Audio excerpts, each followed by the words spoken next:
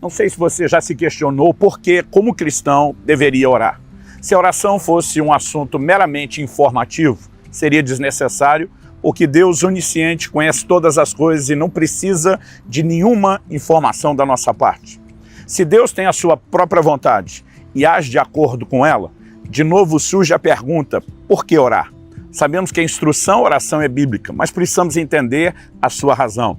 E esse é o assunto da nossa conversa. Fique comigo e nos próximos minutos nós vamos refletir acerca dessas verdades.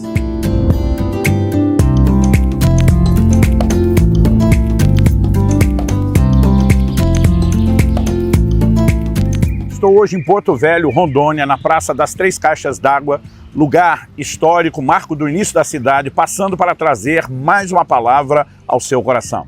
A palavra de Deus diz em Tiago, capítulo 4, versículos 2 e 3, vocês cobiçam e nada têm, matam e sentem inveja, mas nada podem obter, vivem a lutar e a fazer guerras, nada têm porque não pedem, pedem e não recebem, porque pedem mal, para esbanjarem em seus prazeres. Em primeiro lugar, a Bíblia fala de pessoas que almejam e não alcançam. Ele começa usando o termo cobiça e nada tem, sentem inveja, mas nada podem obter, vivem a lutar e fazer guerras, mas não alcançam. Por quê? Ele diz, vocês nada têm porque não pedem. Em outras palavras, porque não oram. Mas depois, na sequência, ele diz, pedem e não recebem porque pedem mal. Basicamente, Tiago nos comunica duas verdades que precisam ser consideradas. Quem não ora, não recebe intervenção divina. Isso é fato. Segundo lugar, nós devemos orar corretamente. Caso contrário, não haverá resultados. Não adianta fazer a coisa certa do jeito errado, porque ela não funciona. Logo, sabemos que a oração é importante. Ela é um meio de acessar aquilo que Deus tem.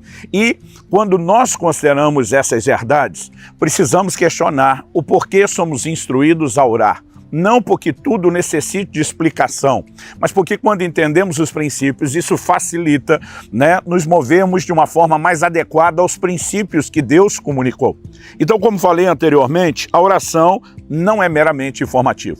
Isso fica claro nas palavras de Nosso Senhor em Mateus, no capítulo 6, nos versículos 7 e 8, quando ele diz, e orando, não usem vãs repetições como os gentios, porque eles pensam que por muito falar serão ouvidos. Não sejam, portanto, como eles, porque o Pai de vocês sabe o que vocês precisam antes mesmo de lhe pedirem. Essa afirmação, o Pai sabe antes de lhe pedirem, mostra que não é essa a razão pela qual oramos, para que Ele tome conhecimento. Por outro lado, o mesmo Jesus nos ensina a orar com insistência.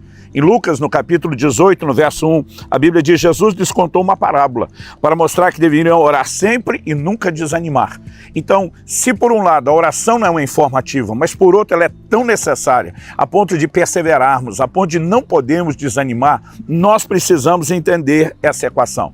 Como afirmei anteriormente, Deus é onisciente e Ele não precisa ser informado a respeito de nada. E, além disso, há momentos onde vemos na Escritura Deus nos mandando orar por coisas que Ele já sabe que quer fazer, que prometeu.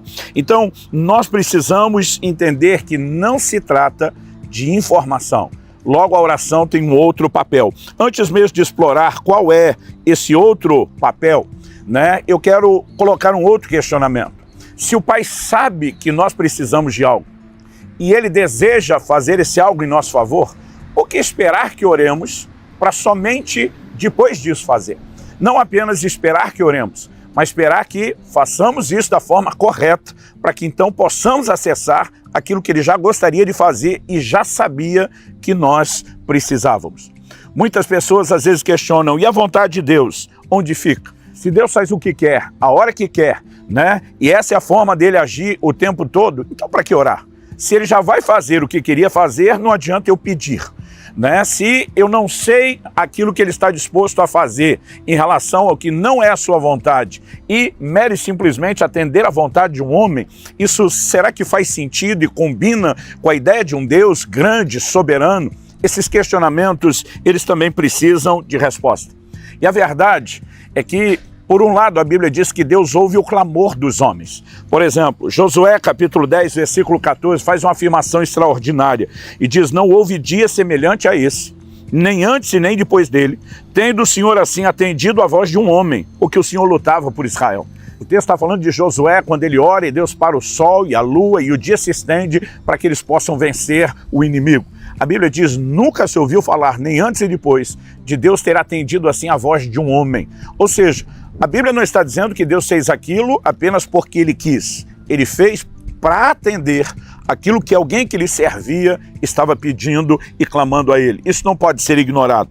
Davi diz no Salmo 6, verso 9, o Senhor ouviu a minha súplica, o Senhor acolhe a minha oração.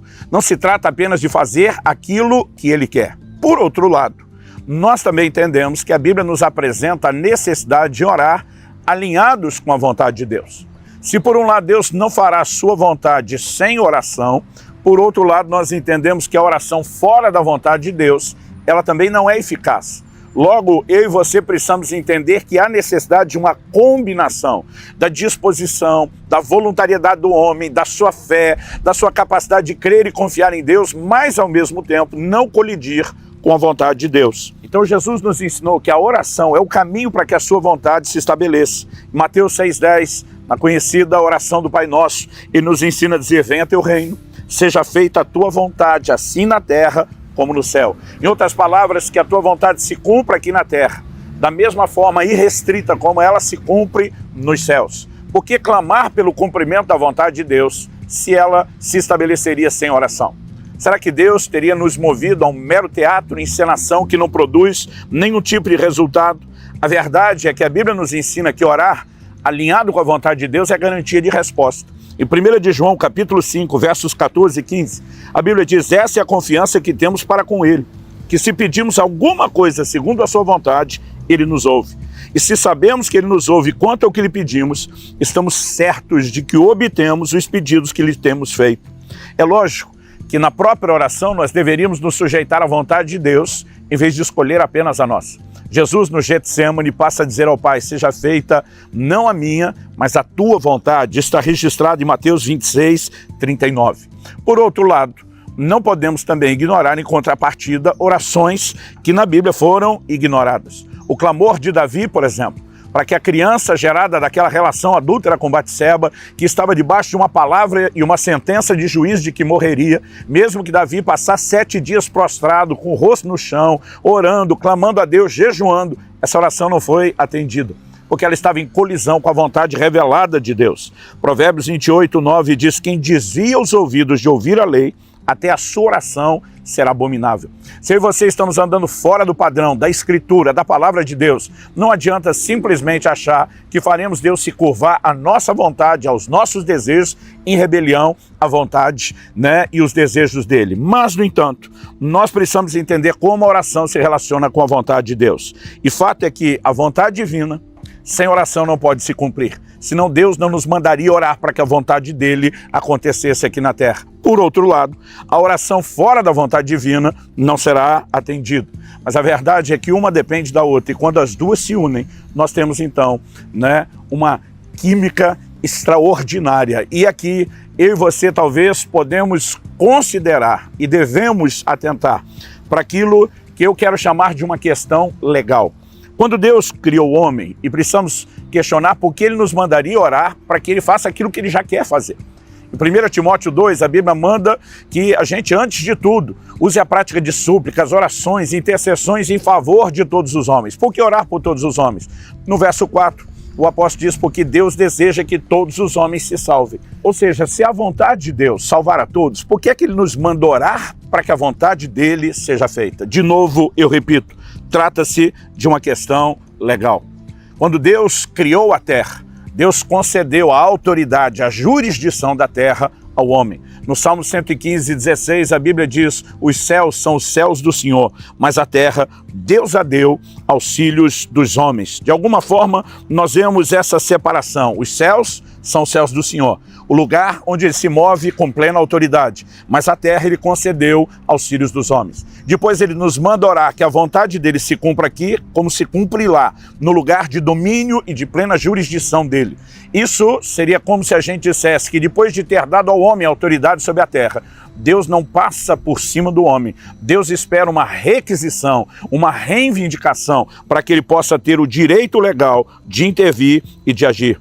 No Salmo 8, a partir do verso 4, a Bíblia pergunta: que é o homem que dele te lembres e o filho do homem que o visites? Fizeste-o, no entanto, por um pouco menor do que Deus, e de glória e de honra o coroaste. Deste-lhe domínio sobre as obras da tua mão, e tudo sob os seus pés lhe puseste. A Bíblia está falando dessa autoridade que Deus deu ao homem, e é por isso que o homem precisa clamar. Aliás, nós vemos esse cenário muito bem apresentado quando Satanás tenta Jesus e diz: dar-lhe-ei todas as glórias e os reinos desse mundo se prostrado me adorares. Satanás diz: porque me foi entregue e eu dou a quem quiser. Jesus não contesta ele dizendo: não te foi entregue coisa nenhuma. A verdade é que foi entregue, mas não por Deus. Quem entregou? O homem. Deus entregou a autoridade ao homem. Quando o homem cede à tentação, e 2 de Pedro 2,19 diz: quem é vencido em algo se torna escravo daquele que o vence. Ele transferiu a autoridade nas mãos de Satanás. É por isso que Satanás é chamado de o príncipe desse mundo e não precisa de oração, ou de requisição para agir nessa terra. Mas Deus, por meio de Jesus, veio resgatar a autoridade dada aos homens e espera que nós possamos clamar. E quando eu e você oramos, quando eu e você clamamos, nós estamos abrindo, por assim dizer, uma avenida legal para que possa haver a ação e a intervenção de Deus nas nossas vidas, na vida de outras pessoas. E 1 de Pedro 3,12 diz: porque os olhos do Senhor repousam sobre os justos e os seus ouvidos são abertos às suas súplicas. O Deus quer mover na terra, está esperando apenas ser solicitado. E quando fazemos isso com fé, abrimos espaço e um lugar de intervenção para que a vontade dele se estabeleça. Eu sei que o assunto é extenso para ser resumido. Embora não possa esgotá-lo, eu quero apenas inspirar seu coração a crer e praticar mais a oração.